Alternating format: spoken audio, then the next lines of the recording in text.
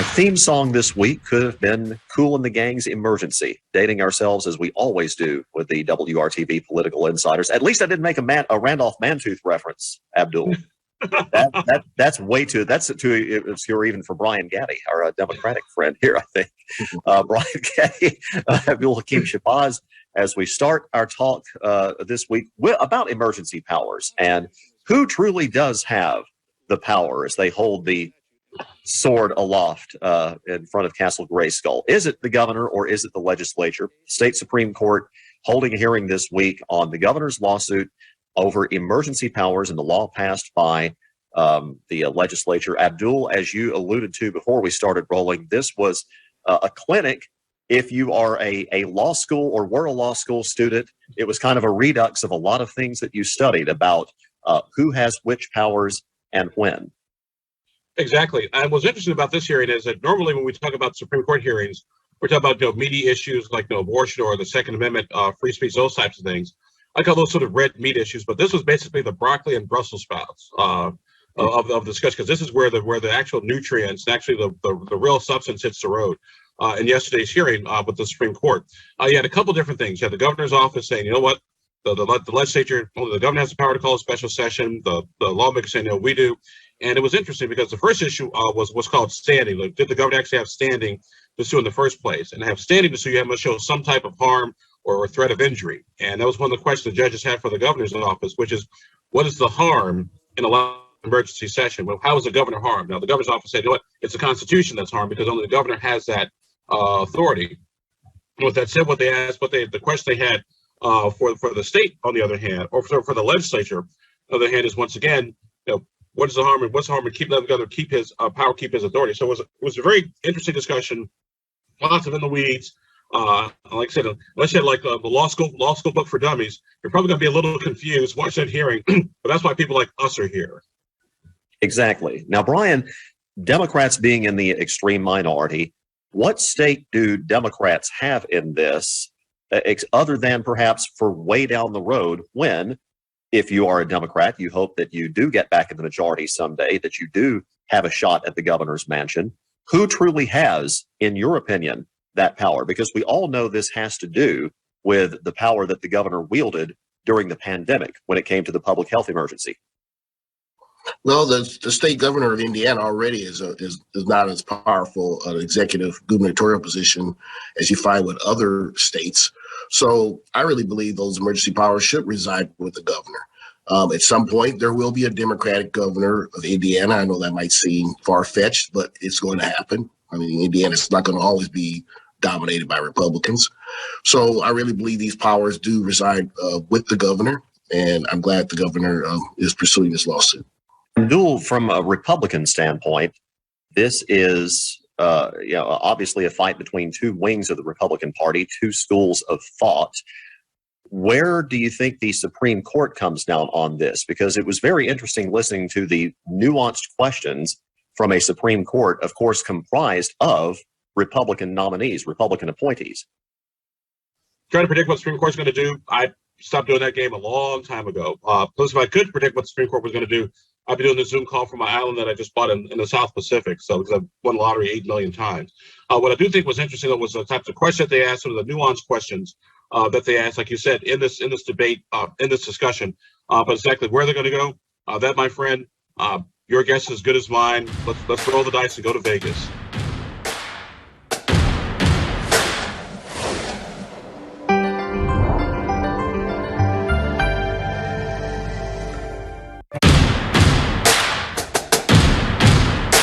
Speaking of the governor, he, of course, is not going to be in power too terribly much longer. He is term limited. That term will come to an end in the next couple of years.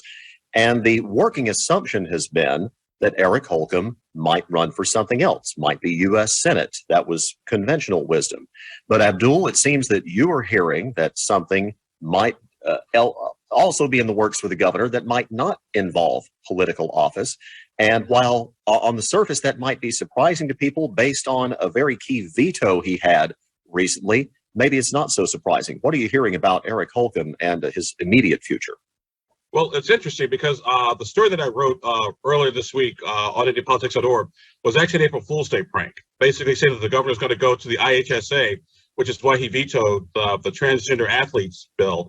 And I was surprised at how many people actually take that serious. Like, well, I'm a better journalist than I thought I was, going for the good guys. But it is a possibility that the governor is looking at some sort of private sector options as well. Now, right now, he's focused on governor, on economic development, on getting the state where it needs to be, so taking Indiana to that next level. But I would not be surprised if he did end up at some place like the IHSA, because the governor's always been a big sports, big athletic fan, or the NCAA for that matter. So it is not out of the realm of possibility, which is why an April Fool's Day prank actually worked, because it actually made sense. So you fooled me into covering your topic here and getting a plug for IndyPolitics.org on the insiders here. Shocking.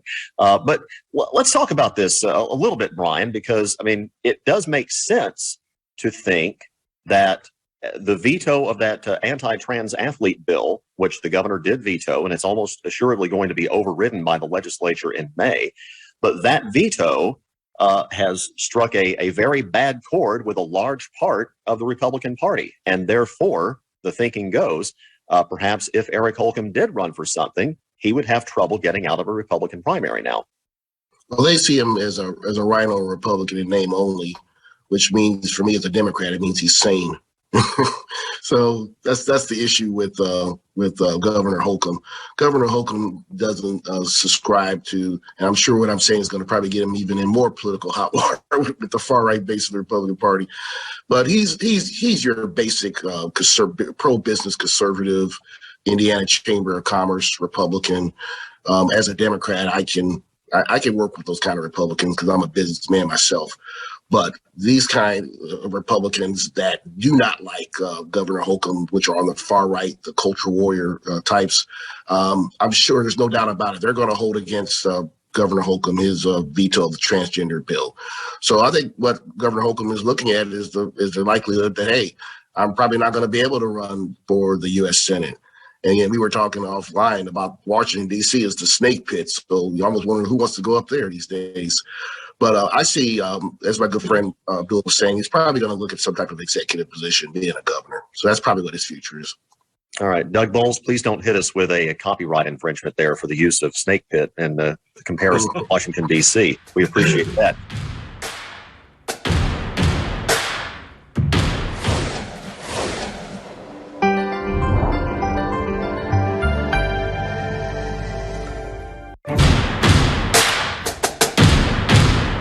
Brian Gaddy, our Democratic insider, Abdul Hakim Shabazz, conservative commentator here on WRTV. There are elections happening this year. In fact, there are elections happening in the next month. It's primary season.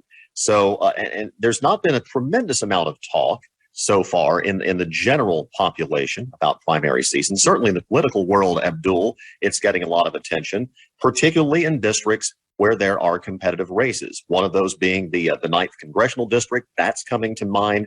What are some primary races besides the 9th that we will need to pay attention to? Because, I mean, in all likelihood, in the 9th, you're looking at the next member of Congress coming out of that primary. Oh, yes, you got Aaron Houchin. You got Mike Sadro, who used to have that seat.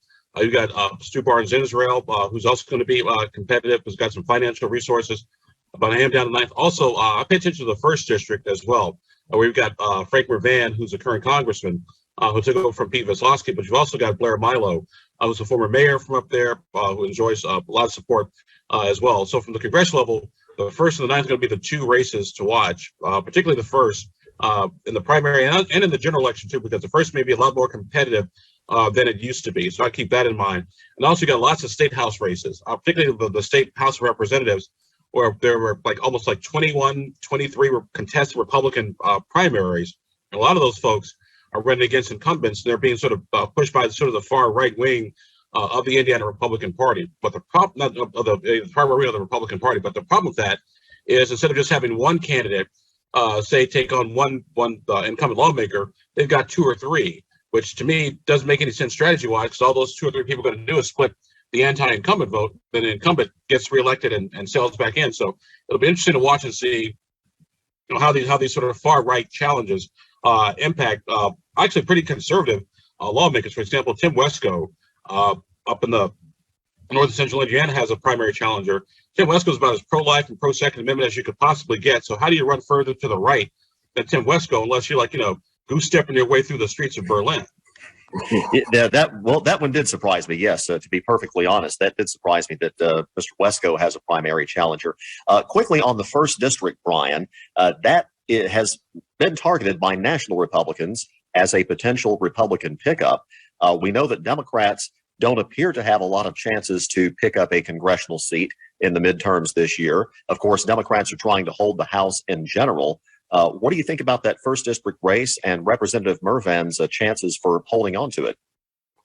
Congressman Mervan's going to hold on to that seat. We've had that seat for a very long time.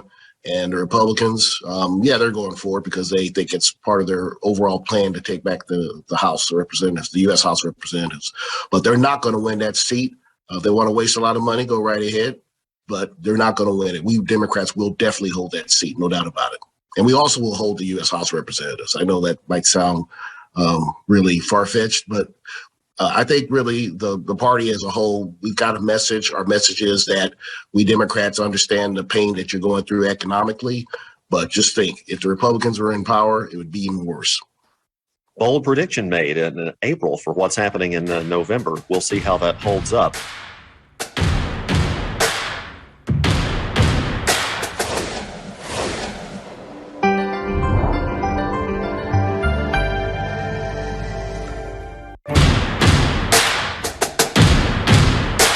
Looking further out on the electoral scale very quickly, let's talk about Republicans when they say, I like Mike. Which Mike are they talking about? Because it looks like we're shaping up to see Mike Pence versus Mike Pompeo, the former Secretary of State, potentially. Again, it's very early, but Mr. Pompeo, Abdul, is going to be in Indianapolis this weekend as we record this for a fundraiser hosted in part by Representative Jim Banks from up near Fort Wayne. Now, of course, we knew that Representative Banks has long been aligned with the more Donald Trump wing of the Republican Party, but it's very interesting to see him aligning himself with someone who, and Mr. Pompeo has said publicly that he's not making a decision on 2024 based on what Trump plans to do. Whether Trump is in or Trump is out, Mike Pompeo is going to make his own decision about running for president. What do you think about Jim Banks being the host of that fundraiser and that happening here in Indiana? Not surprising at all. And actually, I plan to crash it. So hopefully I'll have some details for you folks on next week's episode of Insiders. It's interesting because right now, this is all about the midterm elections. I know, granted, we have the presidential election in the backup. Will Mike Pompeo run? Will Mike Pence run? Will Nikki Haley run? And will Donald Trump run? I understand all that. Right now, this is about winning the House of Representatives. And so Jim Banks, who's the chair of the Republican Study Committee, is actually on a leadership track. Jim Banks has a very good relationship, and Jim is a very smart politician because he's played it very sharp, or played it right down the middle. Because actually, Donald Trump has a lot of affection for Jim Banks as well. And so, whether Jim Banks decides to run, he is going to run again. If he decides to run for leadership, having a former president and a former Secretary of State in your corner is not necessarily a bad thing. Brian, Mike Pompeo is walking back some fairly recent comments he made in praise of Vladimir Putin. I know you have talked about the pro-Putin wing of the Republican Party, which is not an insignificant number still, despite what has happened in Ukraine and the atrocities that just keep piling up at the hands of Russian troops at the direction of Vladimir Putin. What do you think about a prospective Mike Pompeo presidential candidacy, regardless of his ties to people here in Indiana? Well, I guess if he wants to go out and run for president so he can eventually write a book and sell books, I guess that's what he wants to do because he's wasting his time. He's not going to be the nominee of the Republican Party. Does anybody really believe Mike Pompeo is going to be the nominee of the Republican Party in 2024? I mean, get real. He doesn't have a chance. It's going to come down between Donald Trump and Ron DeSantis, and Mike Pence will be in the mix, but eventually it's going to be between those two. And who knows? I mean, let's face it, Donald Trump still runs that party. He still calls the shots in that party. And it just shows really how lost the Republican Party is. Yeah, but I just want to caution just one thing real quick before we wrap up here. You have to be very careful about Ryan's statements like that, because I can recall back in 1991 when a president by the name of George Herbert Walker Bush had a 92% approval rating just after winning the Gulf War. And a lot of the Democrat heavy hitters, people like Sam Nunn and other folks, basically took a pass on running for president. Next, you know, as a governor from the state of Arkansas, you know, gets elected president the following year. So a day in politics, lifetime, anything can happen, and anything usually does happen. But I don't think we can basically make definitive statements, you know, one way or the other, because you just never know what's going to happen. You know, we don't know what's going to happen tomorrow, much less 2 years down the road. Well, Bill Clinton is a political thoroughbred. Mike Pompeo is a plow horse, so I don't think it's really good to compare the two. Again, we still, and of course, we have 2016 to reference to. They were saying that about a certain member of the Trump family, even as Mike Pence was endorsing Ted Cruz just down the road at my former place of employment and a place that you're familiar with, WIBC, Abdul. So you never say never anymore in politics, except now, because we have to end our visit for this week with our insiders, Brian Gaddy, Abdul Hakim Shabazz. Thank you, gentlemen. Thank you, my friend. Thank you, Ray.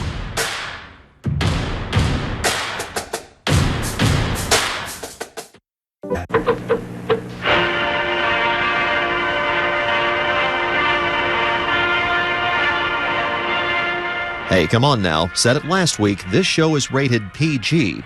As you can probably tell by the blue content there, today is the day of the green, St. Patrick's Day.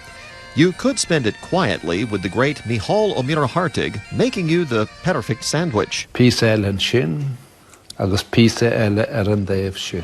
Or you could do as WRTV legend Reed Duffy did 41 years ago and spend a loud, somewhat debaucherous religious holiday with the great Gordon Pipers.